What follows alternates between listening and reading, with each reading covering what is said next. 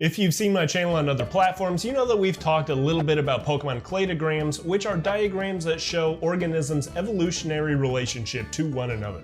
We've recently gotten two new spider Pokemon in Tarantula and Spidops with Pokemon Scarlet and Violet, so I thought this was a good time to look at some of the evolutionary relationships between these spider-like Pokemon and some of their closest relatives. Spiders are arthropods that belong to the class Arachnida that they share with scorpions, mites, and ticks. So if we start with some arthropod-like Pokemon ancestor, our first divide will be separating our insect-like and crustacean-like Pokemon on one side, and our myriapod and chelicerate-like Pokemon on the other side. Myriapods in real life include millipedes and centipedes, and in the Pokemon branch of life this is going to include Scolipede and Centiskorch. Then moving on to chelicerates, one early branch in real life is represented by the horseshoe crab.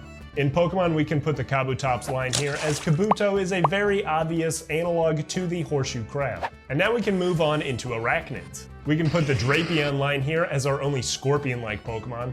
And it's important to note moving forward that I'll be classifying Pokemon based off of their final evolution, since this usually represents their adult form. And since we've got all the other chelicerate and arachnid Pokemon out of the way, we can get to our spiders.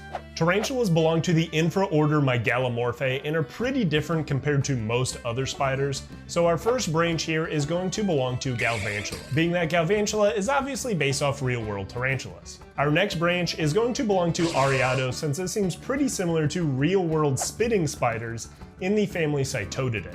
These spiders spit a mixture of spider silk and venom onto their prey, which is similar to Ariados' hunting strategy. We can also see that Ariados produces its webbing like this in some of the Pokemon cards and its Pokédex.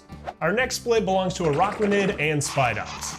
I'm basing Arachnid off of diving bell spiders in the family Deitychnidae, which are the only spiders to live almost entirely underwater. They also create bubbles underwater for respiration, which have to be part of the inspiration for Arachnid's head bubble.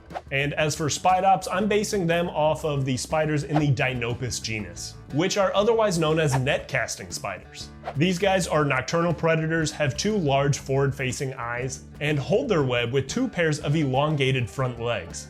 They can then wait in ambush for their prey to come along before throwing their net or placing their net over top of their prey item.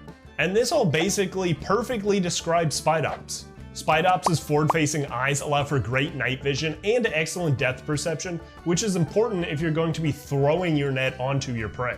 You can even see these little white spots on Spidops' arms, which may be for producing its web or simply holding onto it. And there is our cladogram for our arachnid Pokemon and their closest relatives. If you liked this kind of video, let me know in the comments, and subscribe to my channel for more Pokemon ecology and taxonomy. And as always, thanks for watching.